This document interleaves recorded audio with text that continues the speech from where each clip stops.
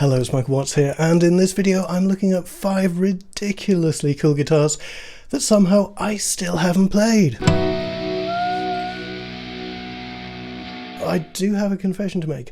I still look at guitars on the internet. You do too, don't you? And here in this video I'm going to share 5 of the most beautiful, inspiring looking instruments I've seen recently. Let's get started with number 5.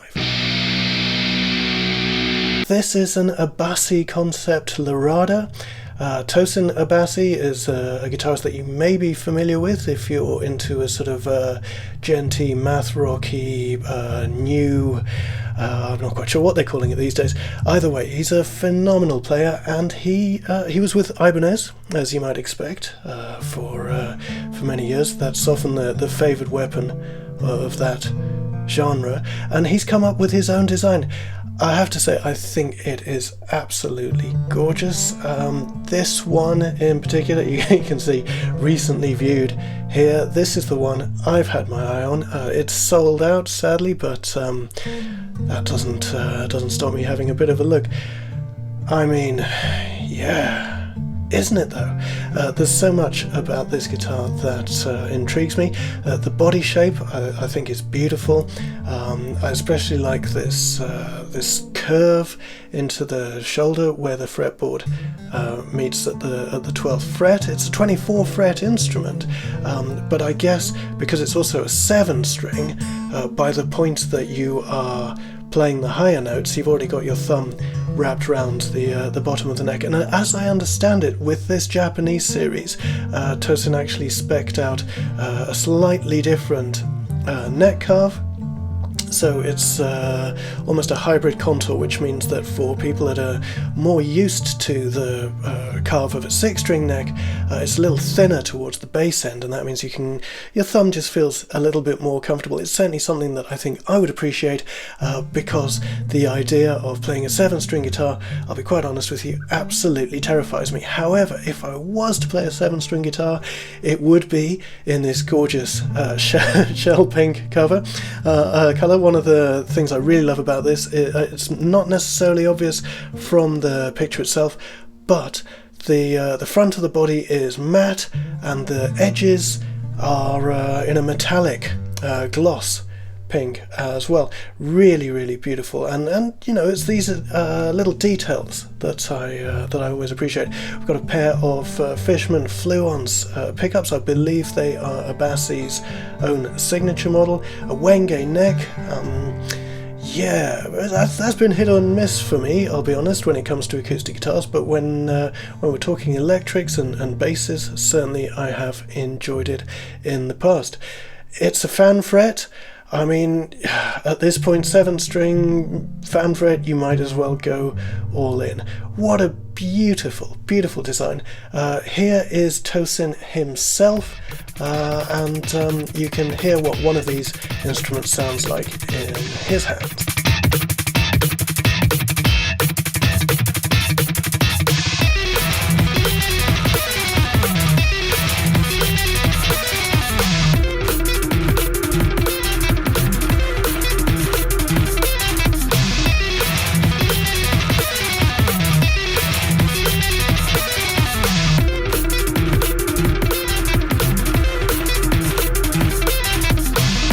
This is quite intense, isn't it? What I really love is the clarity of the attack that you hear coming from his fingers. I find that very inspiring. It makes me want to see what I could do with one.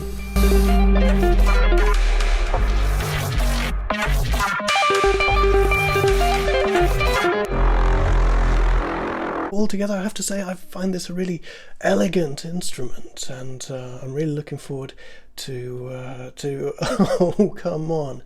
Look at that heel carve. Wow, yeah. I'm looking forward to trying one of these. Despite the fact that many of you know me as an acoustic guitarist, I do love the electric guitar, and I'm looking forward to bringing you more electric guitar based stuff in the coming months, possibly on this. But for the time being, let's have a look at the first flat top acoustic guitar in this list, in at number 4. Here we are at the online home of Robbins Acoustics. That's Tyler Robbins. This is his R2 CA model. This particular instrument is in Brazilian rosewood and German spruce. It really caught my eye, and you'll see why here. Now, first of all, we have a close-up look at the rosette. Some of you may be thinking, that looks quite Matsuderish. In this case, no.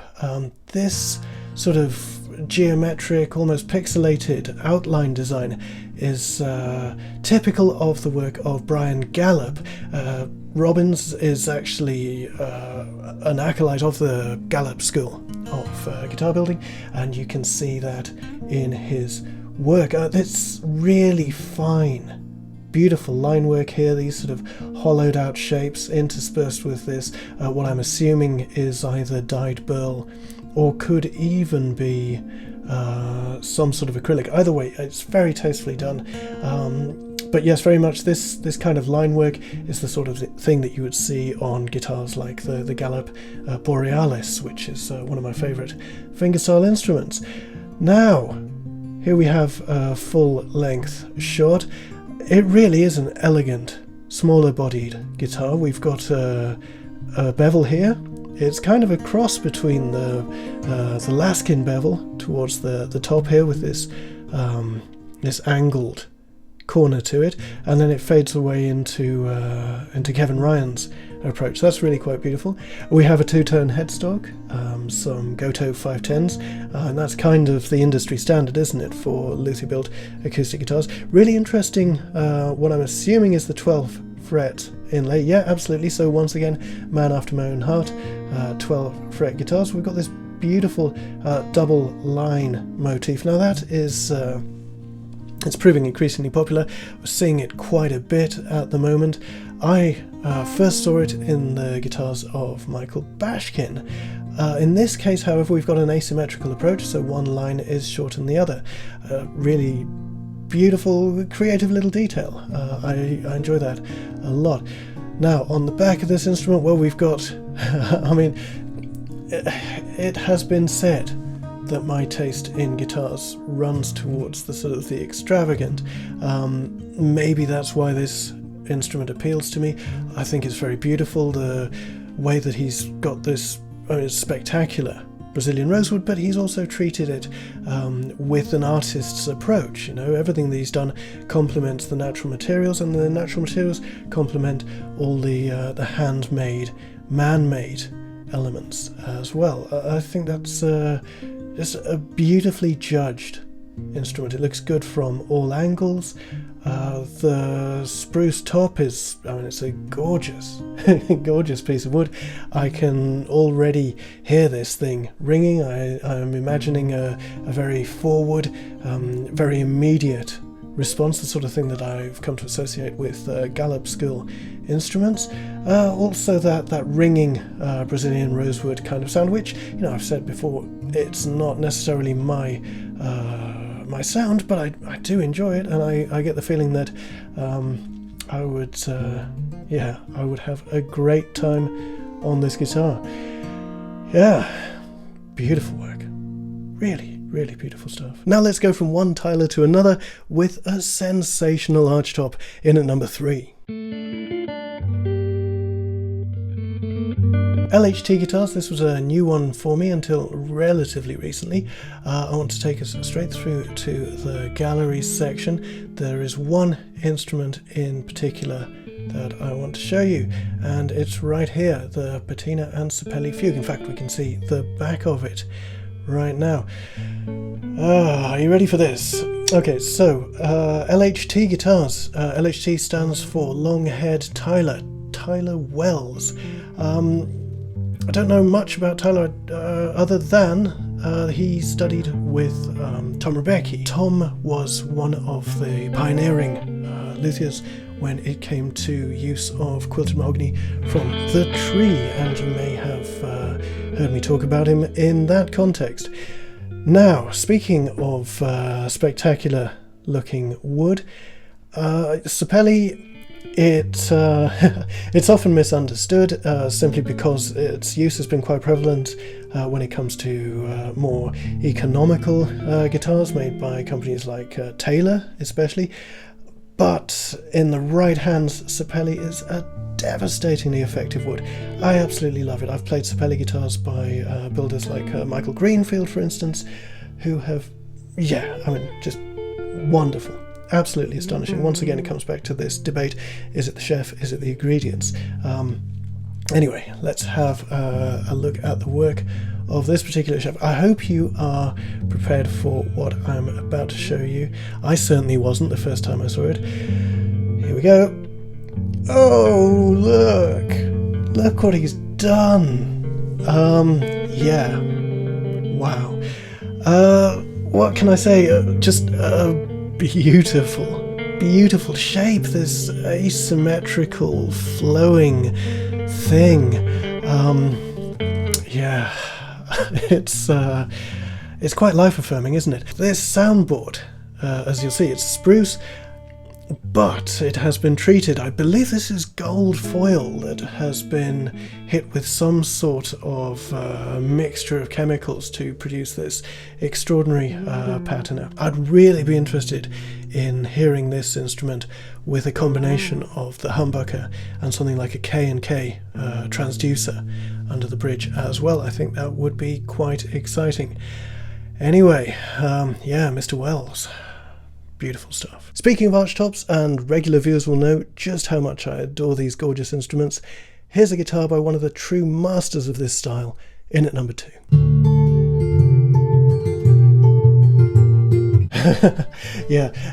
Every time. This is John Monteleone's Teardrop archtop. I have actually seen this guitar in real life. It was at the Montreal Guitar Show in 2009. The instrument was in a glass case, absolutely unobtainium, under armed guard. I couldn't get anywhere near it, but it left quite an impression. Aptly named the Teardrop. I mean, I certainly felt quite emotional seeing it. Oh, just look at that. John Monteleone is a luthier for whom I have a huge amount of respect. I find his sense of line to be absolutely otherworldly. The few examples of his work that I've had the good fortune to play have really taken me somewhere else. He is a giant of the guitar scene. I know for a fact that Mark Knopfler certainly rates his work. He owns several of John's guitars, and in fact the song Monteleone is written about John. Yeah, I guess when you're Mark Knopfler, you can have as many as you want. Oh, Radio City as well. I mean, that is quite rude. Let's have another look here at the Teardrop. You can see where it gets its name. This wonderful point on the bottom of the lower bout on the right hand side. This was, I believe, first used by Jimmy DeQuisto, and another Teardrop guitar was subsequently made by John D'Angelico. John Monteleone is the third in that line of extraordinarily talented archtop luthiers, influenced by the Cremona violin school. What can you say other than wow? Here is a friend of mine, Woody Mann.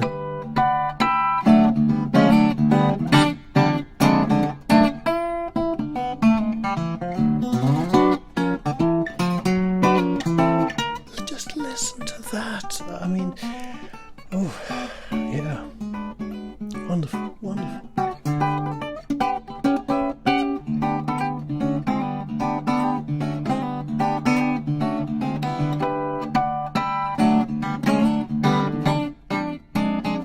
And we'll close off this list back on more familiar territory with a flat top steel string guitar, made by two of my favourite luthiers in the world. Here's number 1. Now this is very special. What we're looking at here is the very first Casimi guitar with a non cutaway body shape. One of the frustrating things about this guitar is it doesn't exist yet. In fact, the image that we're looking at is it's actually a Photoshop mock-up. As you can see, it's a standard Casimi C1 model that has been sliced down the middle and effectively book matched to produce this body shape. But wow, isn't it gorgeous? And this is something that Casimi are actually running with right now. This guitar is being made with wood from Casimi's astonishing stash of African blackwood, which is a local timber to them. As you can see here, we're looking at a gorgeous set of the wood, straight grain, little bit of sapwood. Here are the guys themselves talking about their love of this wonderful wood. This is probably our favorite wood in the whole world. You know, it's been argued that this is just as good, if not superior, to old-growth Brazilian rosewood.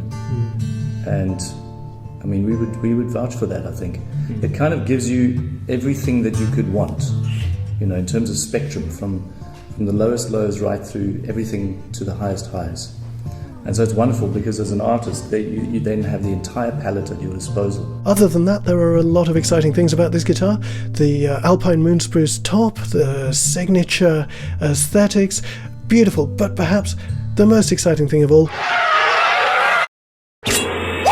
We'd just like to say that we are extremely excited to be building this guitar for you, Michael. We've been in admiration of your phenomenal playing ever since we became aware of you, which was about, I think in about 2013, and then had the absolute pleasure of finally getting our guitars into your hands in late 2014 at the London Acoustic Guitar Show. Yeah, and this guitar is kind of like, finally it's going to land up in your hands as your very own, and I think it's going to be a wonderful instrument, and I think you're going to enjoy it. I hope you will. I know we are. Absolutely. You're going to enjoy building it. So.